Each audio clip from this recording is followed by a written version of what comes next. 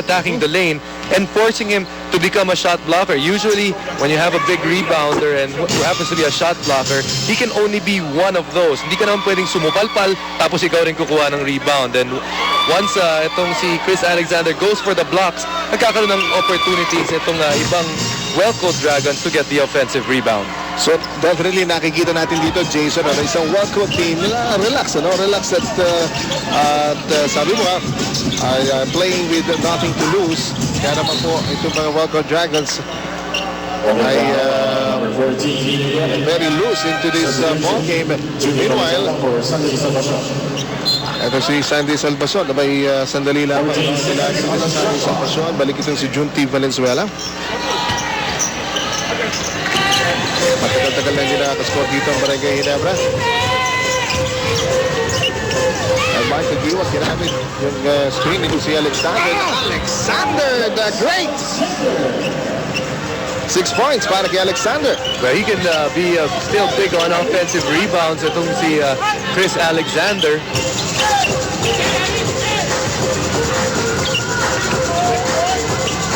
Let's get past Niña Kelly.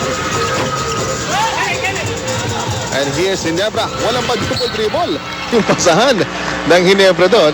Misfire nga lamang from Artadi. But you can admire itong effort ng Barangay Ginebra Gene Kings. Walang minor-minor, even in this ball game. Well, with this lineup, easy doon, di rin sila may menor dahil nandyan si Paul Artadi. Kasabay pa si Mark Caguioa, and you would expect this lineup to be off and running. Nga po nangyayari dito sa Barangay Ginebra Gene Kings. Mark Isip pa isnay dito this time. Papasok yung first basket para dito kay Mark Isip.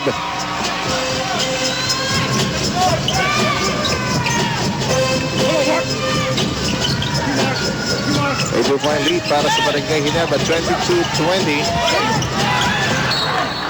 Skip pass at kahit matulin si Paul Artadi doon, hindi siya mahabol yung bola. What Welcote is doing, obviously they're doubling Chris Alexander and they're making sure that the first pass is not available.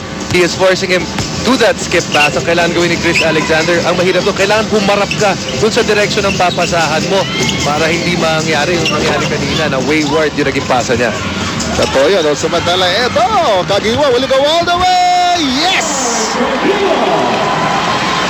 Gustong bumawi ng Welco. Nagmamadali rin ng Welco Dragons dito, Bomba doon si Rob Wainwright, Niño Gelig. Forward, wala pa rin nagawa si Rob Wainwright.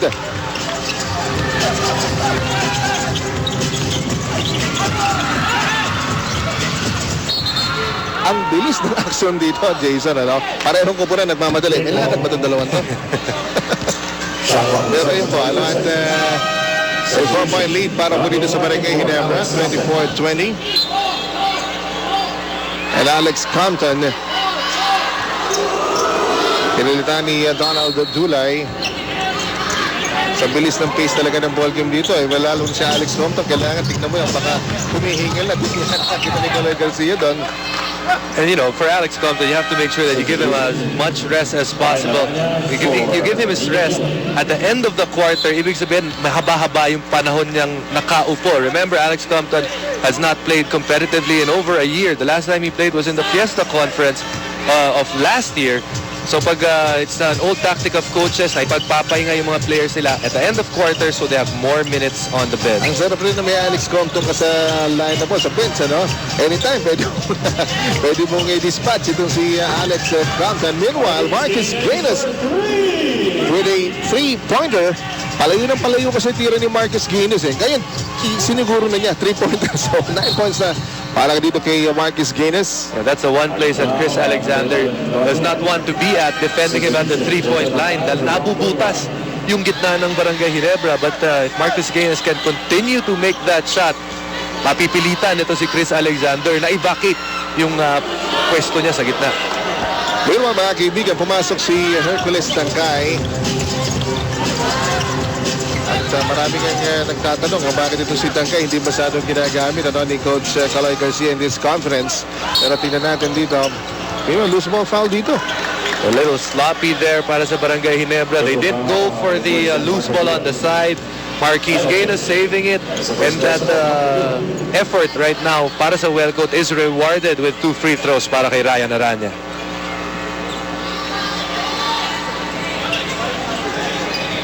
First foul on Marcus Chris Alexander. At si Ryan Aranya po, mga kaibigan, bagong pasok pa lamang ito, nabiyang agad dito ng free throws. Only 7.6 seconds remaining here in the first. At nakatabla na, Yoga Wellcoat Dragons, Alex Crisano. Ipinasok po dito, pinaupo na muna ito si Chris Alexander. Dagdag na pahinga naman yan para dito kay Chris Alexander.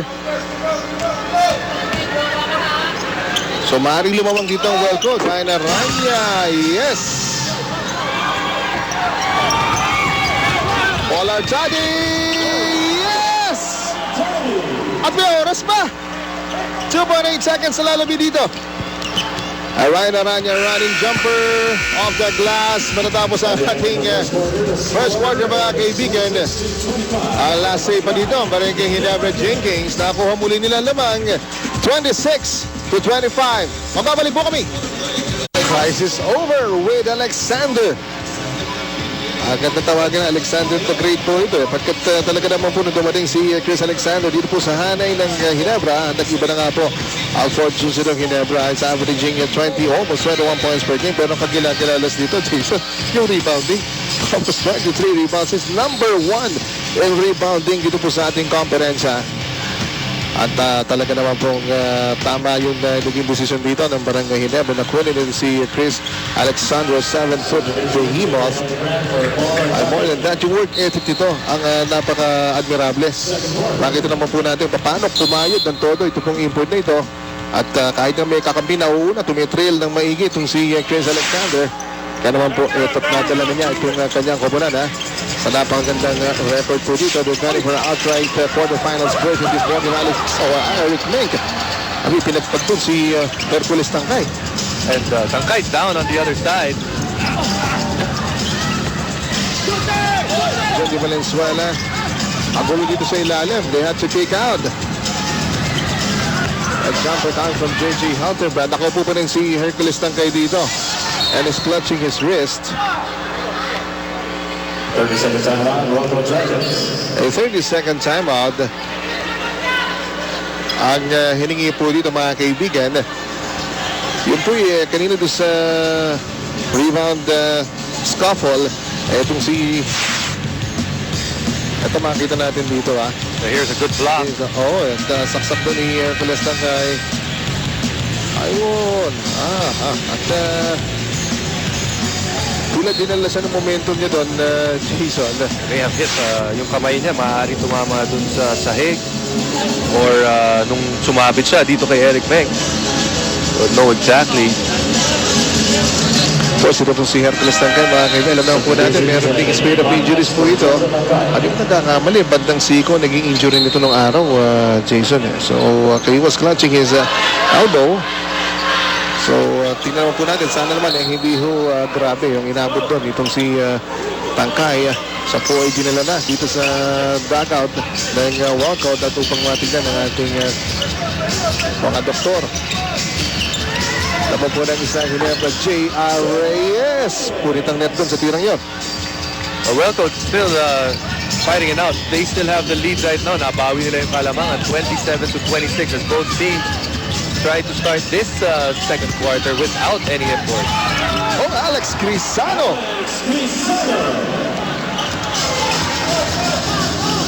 Talaga naman po si Alex Crisano.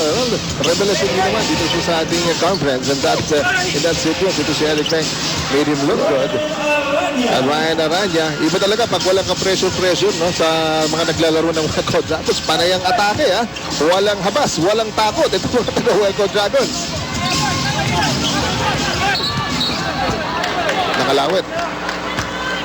Crisano just has to be a little bit more patient. He has the size advantage. Makikita mo, laki ng diferensya ni Alex Crisano. At mabantay sa kanya